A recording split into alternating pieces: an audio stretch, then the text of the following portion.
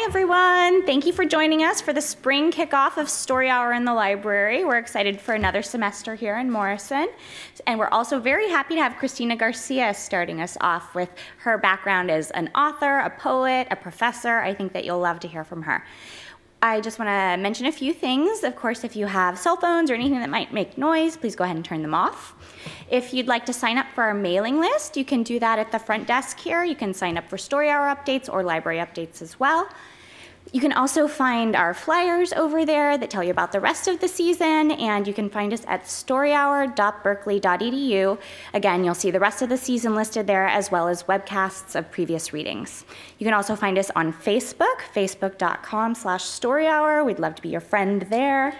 I think that that's just about it, so I'll bring up Vikram Chandra to introduce our author.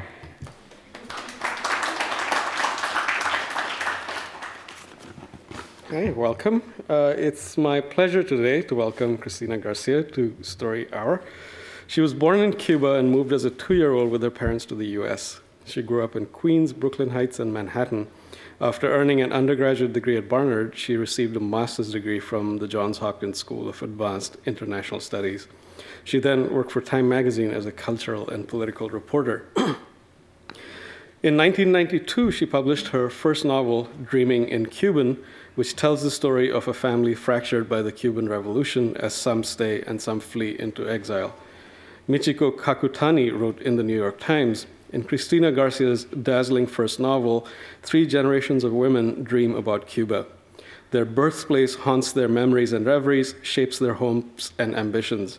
Ms. Garcia stands revealed in this novel as a magical new writer.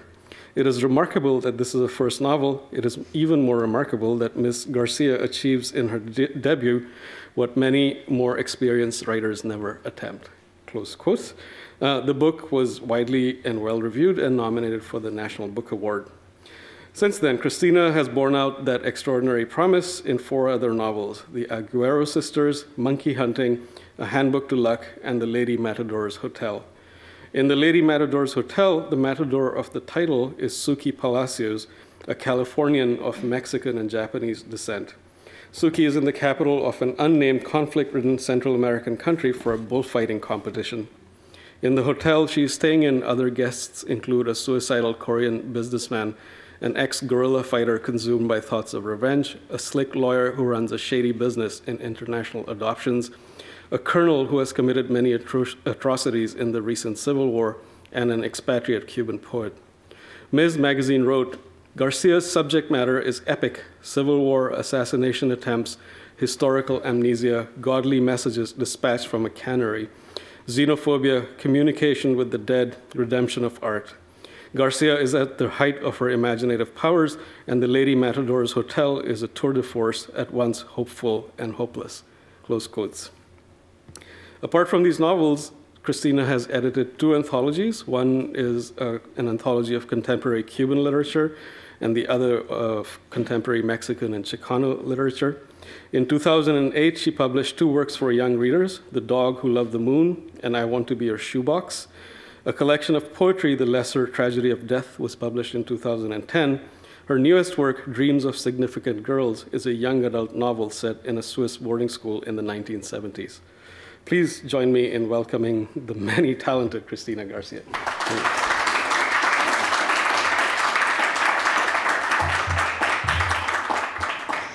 Thank you, Vikram, and thank you. Where's Beverly? Oh, hello there. And everyone at Berkeley who made it possible for me to come today. It's just such a pleasure to be back here on this campus and in this beautiful part of the world. I'm currently in West Texas, so believe me, I am very grateful for this invitation. Anyway, tonight, I also want to thank many of my friends from Mills College who came out to visit with me tonight. I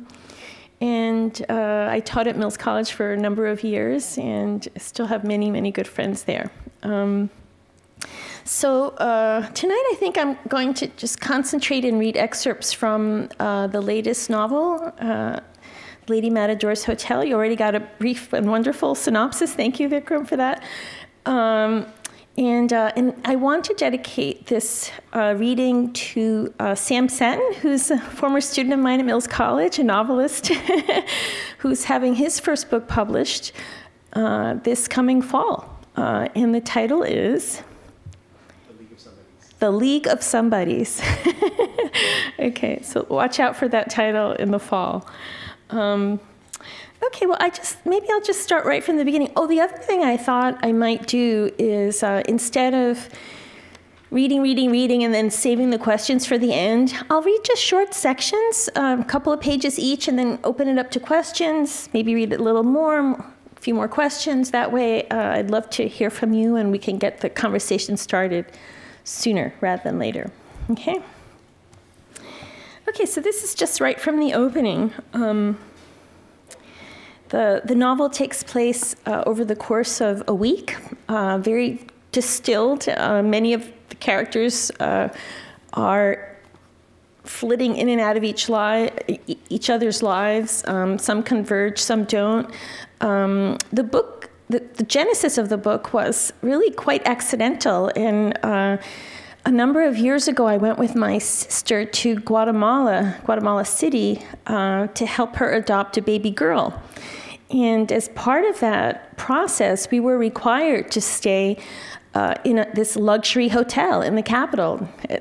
I know it sounds really tough to be forced to stay in this extremely luxurious hotel with several pools and so on, but we really were. It really felt like a kind of lockdown there. We could not leave with the baby under any circumstances without without prior permission. And in that hotel was a convergence of so many different, there were so many different things going on. At that time, there was a hemispheric military conference going on. So, you saw generals from Paraguay and Honduras and the U.S. All working out at the gym where I was, with wraparound black sunglasses and scaring the hell out of me. And there were people there, a lot of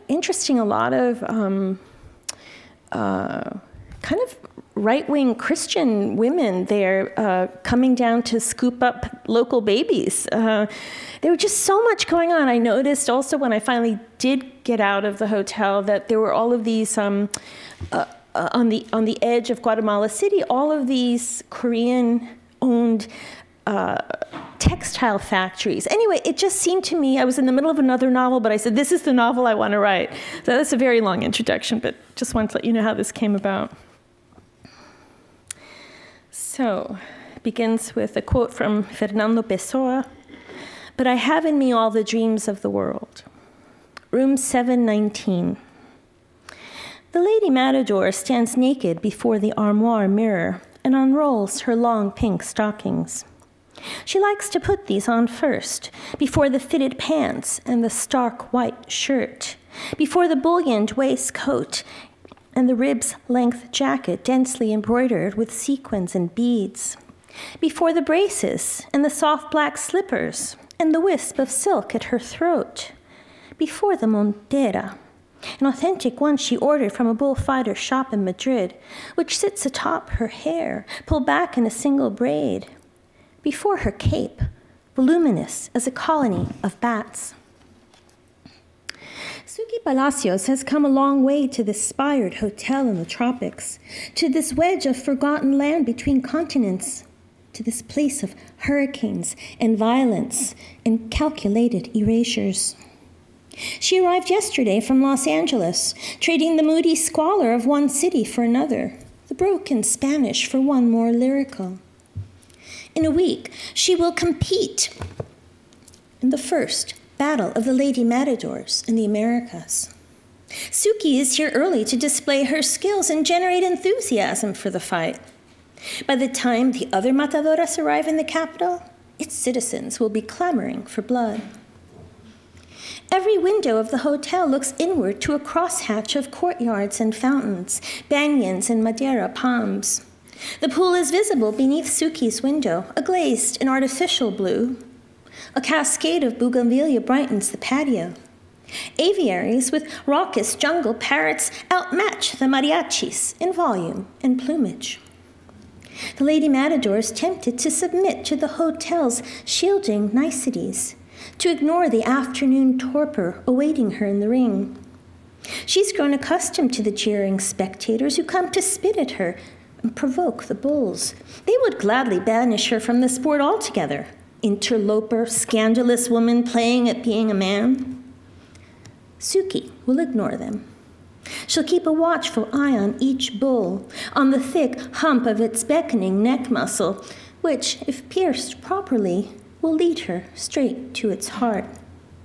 Before the final thrust of her sword will come preludes of ritual and fear.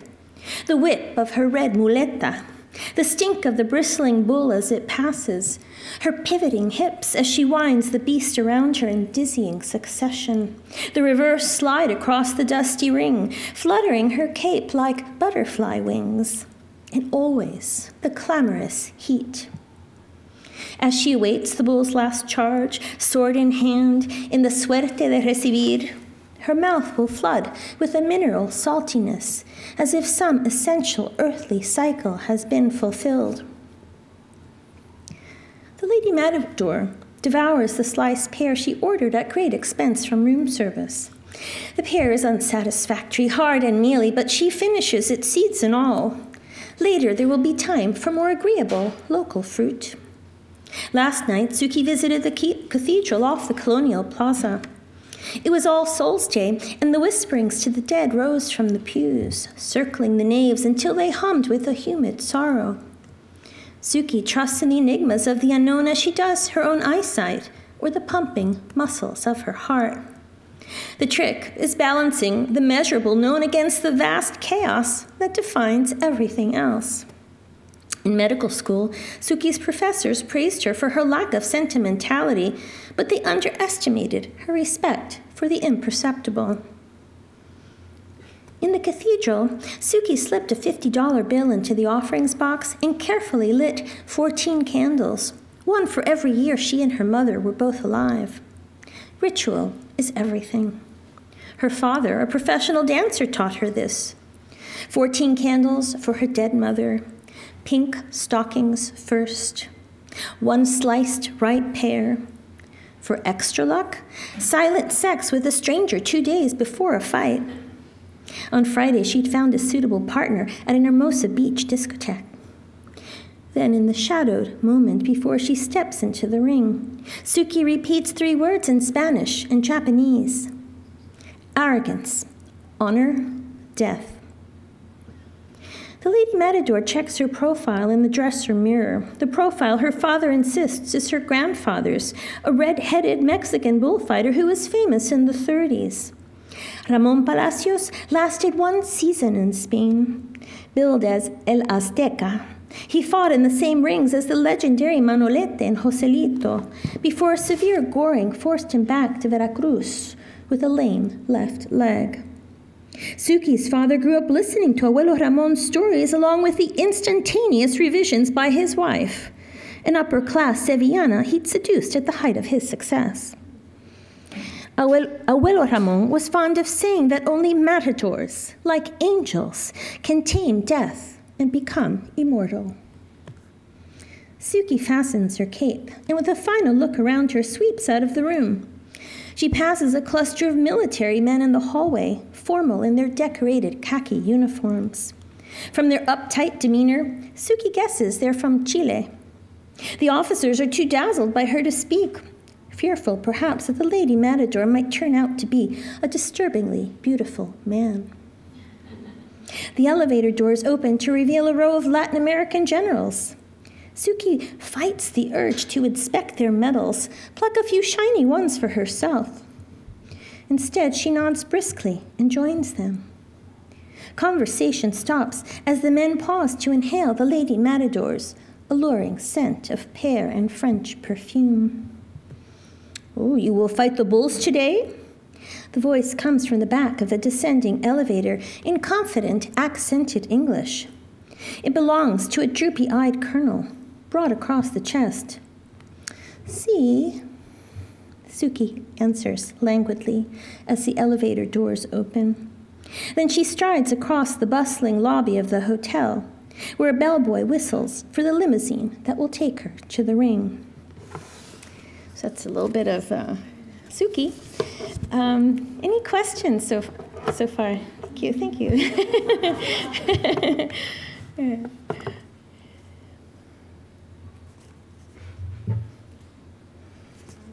Mel?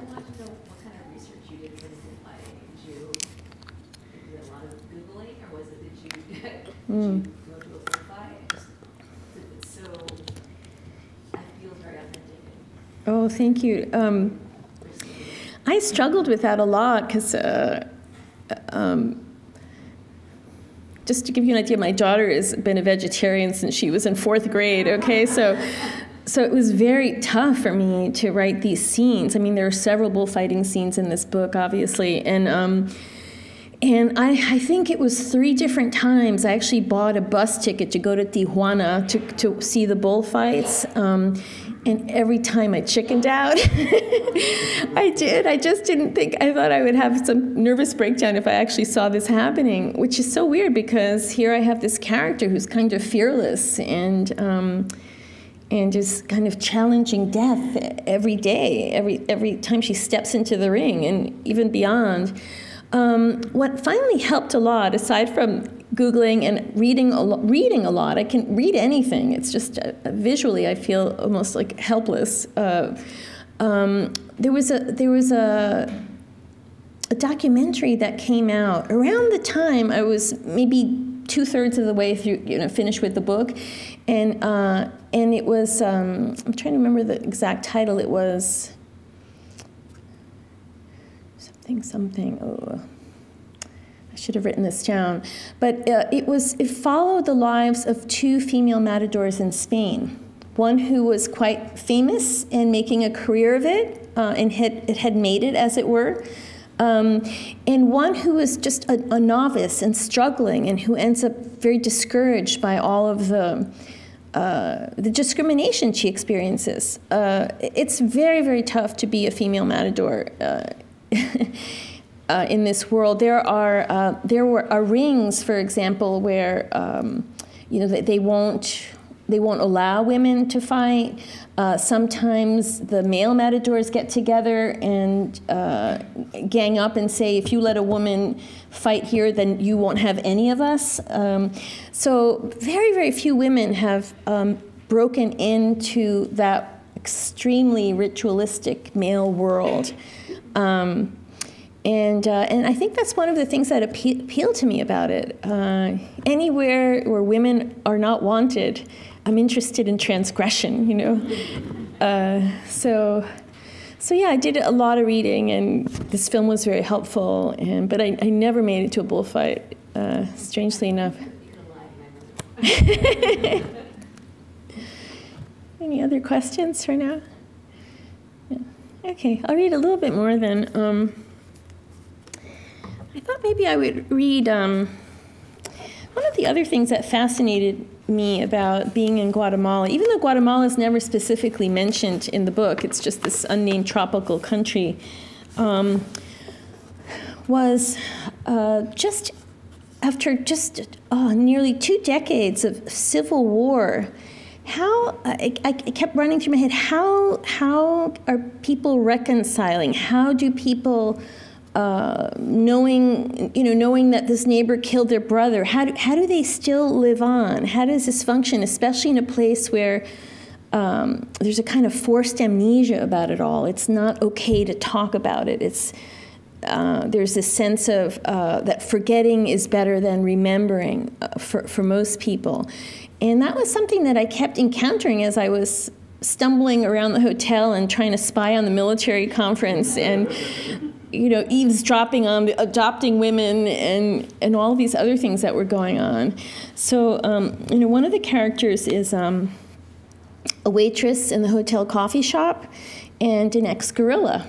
And so anyway, I thought I would read a section of hers. She's well, it's self-explanatory, but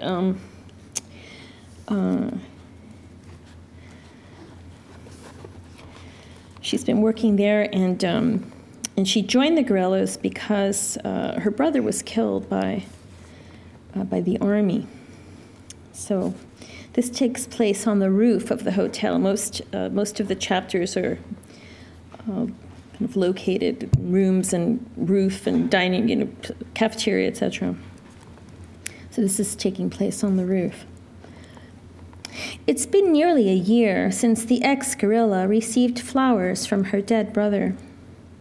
Today's orchid is 5-petaled, like an outstretched hand, neon yellow with rust-colored spots.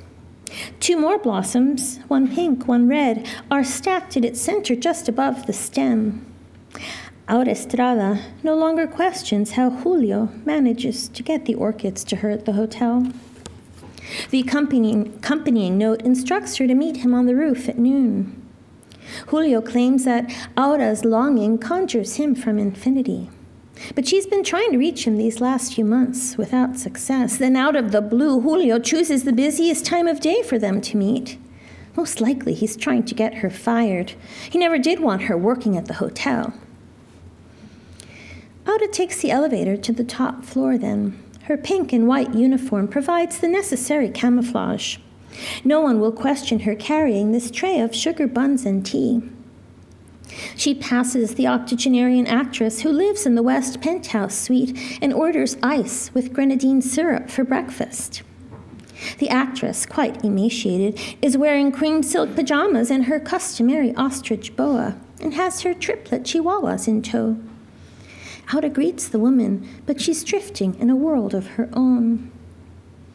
Aura climbs the last flight of stairs and shoulders open the roof's emergency door. The alarm doesn't sound. Her brother probably arranged this too. It takes a moment for her eyes to adjust to the noon light. The city looks different from the rooftop, as if the buildings and trees, even the cathedral itself, were suspended by a menacing grid of wires. From here, she can see the colorful tents of the marketplace, the shoe-shine boys with their polishes and brushes. If everything were turned upside down, would the people on the bottom end up on top? Not a chance, Aura thinks. The rich would still find a way to reign. The air is acrid, hemmed in by the surrounding mountains. Smoke rises from the city dump. A thunderstorm builds in the distance. Aura worries that the tar on the roof will stain her white, crepe-soled shoes. She sets down her tray, emptying her mind, and waits. Julio arrives differently each time, on a gust of wind, in the plaintive call of a mourning dove, with the shifting, whispering leaves. Once he was a ring of blue encircling a disembodied voice. Another time, the ache between her shoulder blades. Sometimes she forgets what he looked like alive. Reliving Julio's last moments often coaxes him to return. The images are there behind Aura's eyelids, waiting to be replayed. The soldiers with their torches, the captain indicating with the jut of his chin that their cornfield be burned. Their family's plot was modest, barely enough to feed them all, Mama, Cristina, Delma, Julio, and her. The day the soldiers came, it hadn't rained in a month. The corn took to the fire eagerly, crackling and popping, offering itself to heaven. Julio stood watching their field burn to the ground until he could bear it no longer. Before anyone could stop him, he rushed into the field and tried to put out the flames with a blanket. The soldiers pointed at him and laughed. Only the captain wasn't amused. He ordered his men to surround the plot. How her brother danced, trying to outrun the fire. But the soldiers refused to let him escape. Julio leaped into the air like he was taking wing, his ribs etched in flames, his arms straining heavenward, his neck extending like a hissing goose. Aura prayed that he would fly, join the black-throated jay in the ceiba tree. Instead, he fell to the ground, his skin charred and smoking, dying miserably in what was left of their corn. In the years following his death, Aura worshipped her brother like a saint. Everything she did was refracted through that wall of flames. Every sacrifice she made, she offered up to him. A sudden rustling catches her attention. It's Julio, his scrawny flanks scattering leaves. There you are, she whispers, afraid that listening to her brother will erase everything that isn't him. Perdóname, he says, flicking off leaves. I've been busy. Oh, so even the dead are busy these days? Aura grins. I've brought you sugar buns and tea. Drink, it will give you strength. Thank you. Aura bites into a bun, licking the sugar from her lips. A few errant raindrops prick her forehead. Are you still 14, Julio, or have you gotten old like me? She asks playfully. Tell me, are angels ageless? Shh, hermana, I haven't come for games. What is it then? He's among us. Who? Aura tries the tea, wishing she'd brewed the cinnamon kind instead. El asesino. Ay, there's so many here, Julio. The hotel is full of them. The one who killed me, who burned our field. The captain? Yes, except he's a colonel now. You served him pork chops yesterday. Aura tries to pinpoint his face. Then she sees him, yes. The one with the cartoon muscles and sunglasses, sitting with the Americans. Her throat tightens. Do you remember him now? Julio asks. I think I'll stop right there. Okay. Other questions? Yes, Beverly. I have a question, I guess, about the format, for lack of a better word, but as you mentioned how each, how this story kind of moves from place to place, and how each chapter is so distinct and ends with the news and everything. It just, I think it really adds to the storytelling. And can you tell me how it ended up that way? Okay. Especially, I'm sorry, the audience is missing this, but at the beginning of each chapter, how you have the little lines about what's to come. I just thought that was so tantalizing. Oh, thank you. Well, that came from reading and rereading The Leopard, which is one of my favorite novels. Do you all know that book? I think we read it in our graduate class, right? It was almost, I think the class practically staged an insurrection when I forced them to read The Leopard, but I think you were the only one who may have loved it as much as I did, yeah.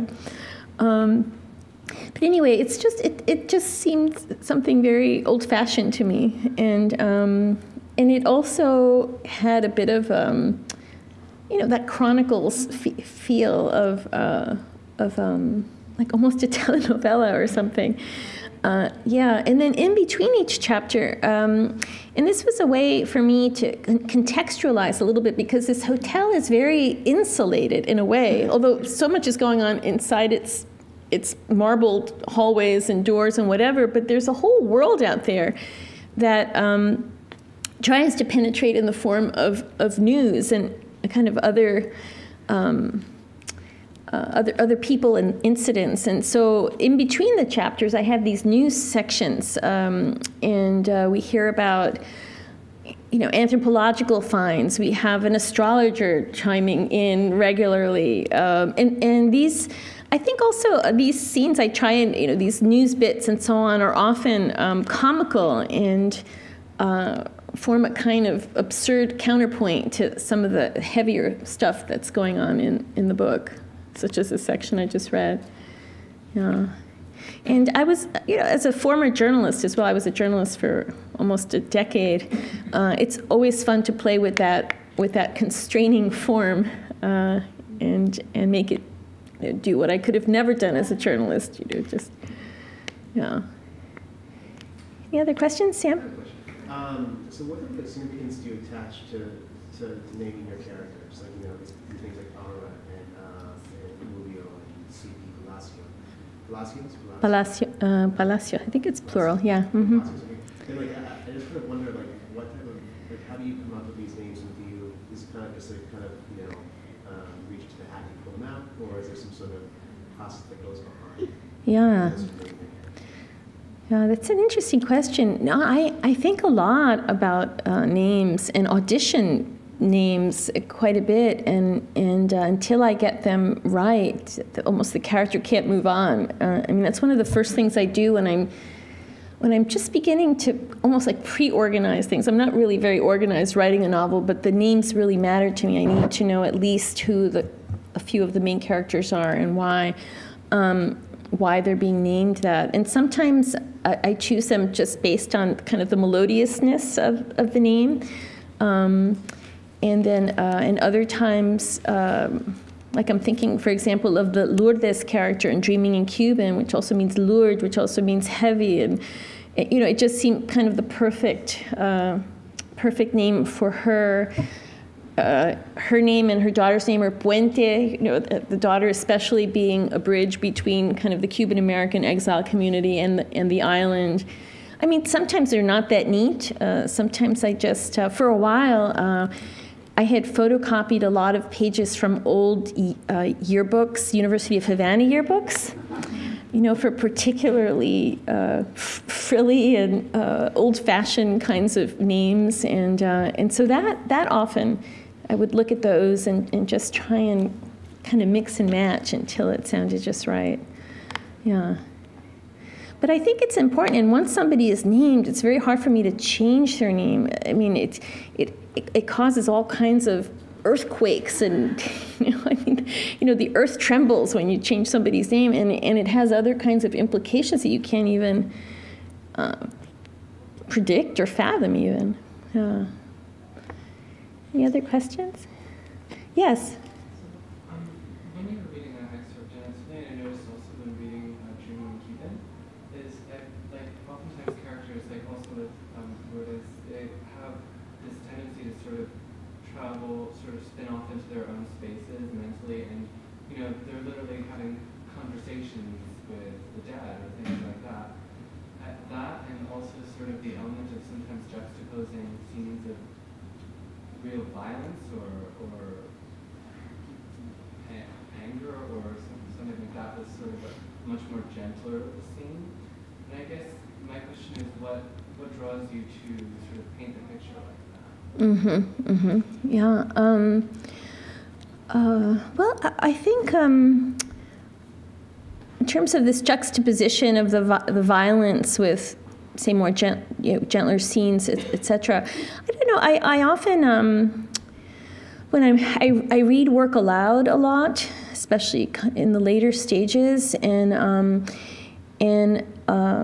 I try and think sometimes musically about sections. And for me, when I listen to good music or I listen to symphonies or whatever, there's a just kind of wonderful ebb and flow that happens emotionally.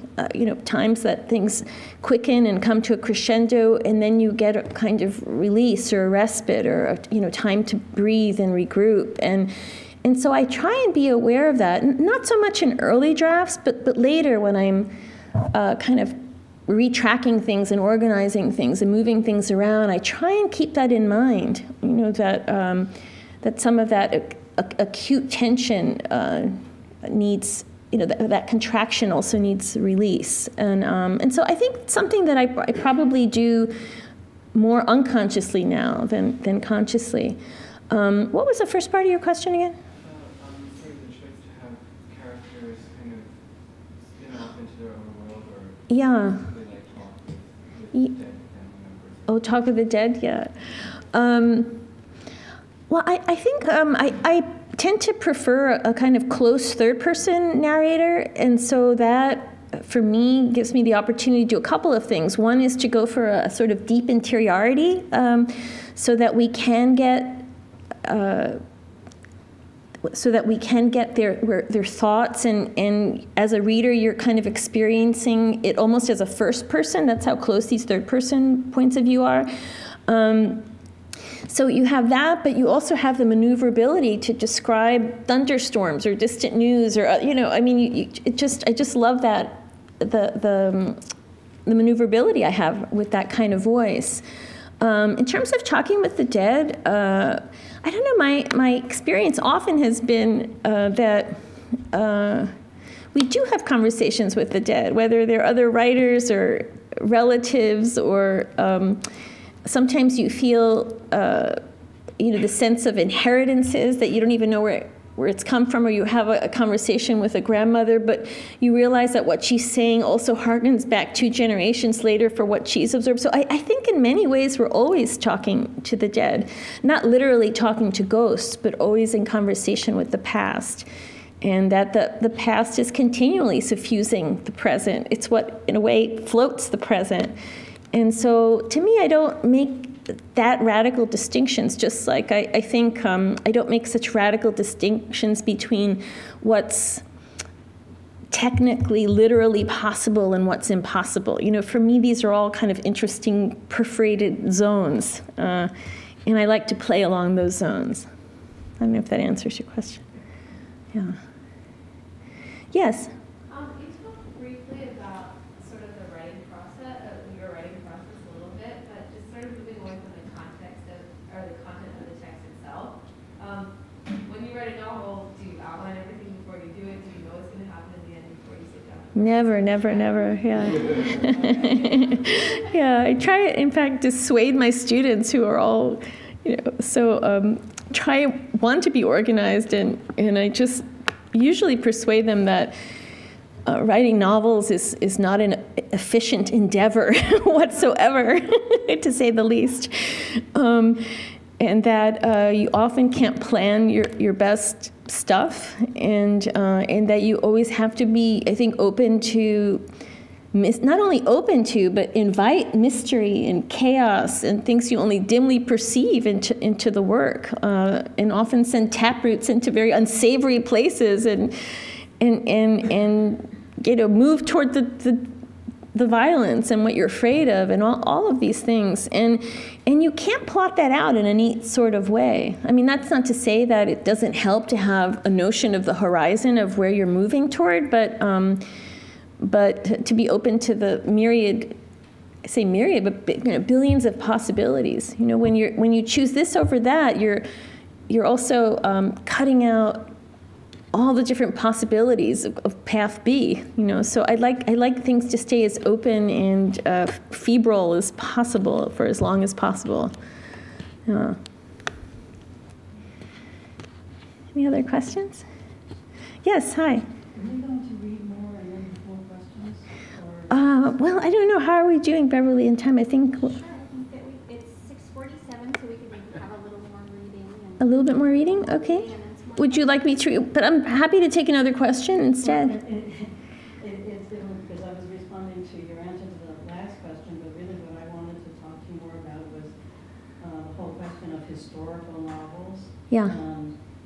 That the style that you just described seems a little bit inconsistent, but there are a lot of things that I think are inconsistent about doing historical novels, because you don't necessarily, as you said, you like getting away from the journalistic writing, right? Journalistic writing, you have to be factual, you have to be true.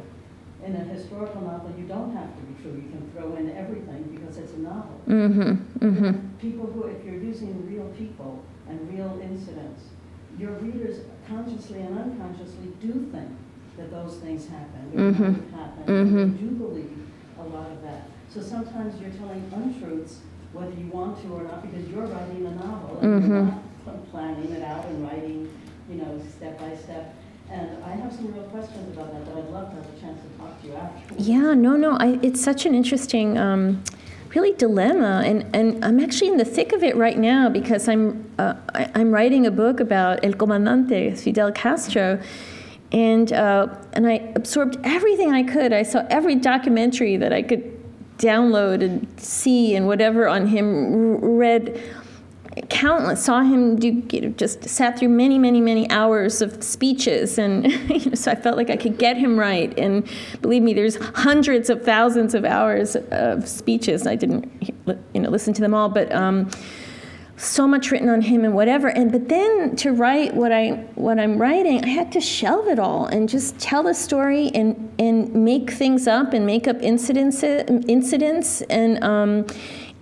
hope and feel that somehow, even though it's not entirely factual, that I'm getting at some essence about the man that sticking to the facts wouldn't necessarily be any more illuminating, I loved, for example, I don't know has anyone here read The Feast of the Goat by Mario Vargas Llosa, which is about Trujillo, the Dominican dictator.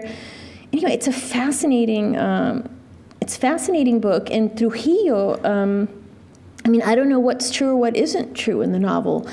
I mean, there are a few things that are true. He was assassinated in this way, and there were some historical figures that I remember and read about historically, but nothing I have read, and I was a journalist in the Caribbean and covered the Dominican Republic. Nothing I had ever read came as close to capturing the fear this man inspired as Vargas Llosa's novel, Feast of the Goat. So novels do other kinds of things. I think they go for a deeper, maybe a deeper psychology, a deeper emotional experience than you might get from sticking to the facts. I sometimes tell, Sam could vouch for this, that I always say sometimes don't let facts get in the way of a good story, Do you ever question that? I do, except that when you say it's a novel, then kind of all bets are off. I mean, I'm not pretending it's something else, So I think it's for people who want to read a historical novel and perhaps have to reconcile the fact that not everything in there is going to be true, or maybe even approximations of the truth.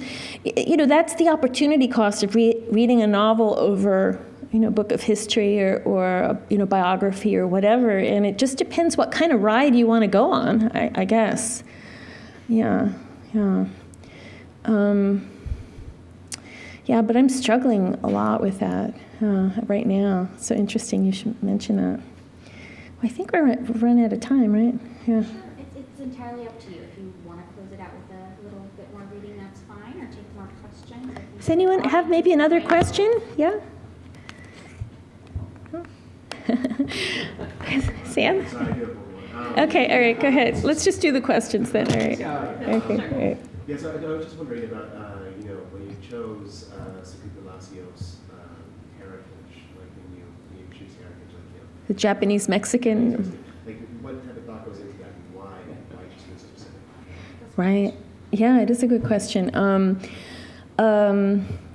Well, my interest with this sort of multiply hyphenated identities goes way back, and I was in my third novel, Monkey Hunting. I have a character who's Afro-Cuban Chinese, who ends up fighting for the Americans in Vietnam to complicate things, identity issues and whatever. I have a daughter who's part Japanese and Jewish on her dad's side, and on my side, Cuban Guatemalan. So she's multiply hyphenated.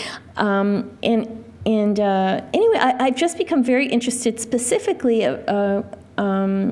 over the last 15 years or so of Asians in the Americas. It's kind of a burgeoning field in history. I belong to I just kind of muscled my way into this interdisciplinary group at UCLA that was studying that, folks in sociology and history and economics and whatever. And it's just another, to me, just another facet of my fascination with emigration, and the possibilities of reinvention that opens up. So would it be possible that actually that kind of was partially based on the ways of your daughter? Well, yes. Well, just these notions of how do you. I don't know. To me, these are interesting combinations. For my daughter, who grew up in Los Angeles, where kind of a background like hers wasn't all that unusual, she probably doesn't even focus very much on it. I mean, she identifies more with her affinities. I mean, she's a musician, or when she was younger, she was a surfer. And I mean, those are the kinds of things. And I don't know that these kind of strict categories for nationality and ethnicities and whatever. I think what's actually happening in the world is outpacing our language for you know, I mean, the language is way behind what's happening in the world. So, but it's something I'm very, very interested in. Yeah. Okay. Thank you all for coming out on this lovely evening. I will be signing books over there. I also just quickly wanted to mention I've left a few cards up in the front. I'm organizing a writers' conference this summer out at Ghost Ranch, which is a former part-time home of Georgia O'Keeffe in the beautiful mountains of northern New Mexico. And I'm going to be teaching a workshop. Chris Abani, the Nigerian-American writer, is going to be there. We've got Denise Chavez. If you haven't had the pleasure of ever hearing her read, she gets a standing ovation wherever she goes. And we have Kimiko Han and Martin Espada also doing some poetry workshops. So if you want to find out more about it, we have some cards out front. Anyway, I'll be over there. Thank you again for coming. All right. Thank you. Thanks again to Cristina for that lovely reading. It's wonderful to hear more of her thoughts behind the stories. And, you know, she introduced you a little bit to Suki and Aura, but I encourage you to read the rest of Lady Matador's Hotel. There are many wonderful characters who you'd love to get to know. So again, yes, our author will be signing books over here. We're lucky to have the ASUC doing book sales for us, so I encourage you to pick up a copy. And do please sign up front for our mailing list and grab one of those conference cards that Cristina mentioned. So thanks so much. Bye-bye. Oh, and I hope to see you next month, and we'll have Mark Danner reading for us. Thank you.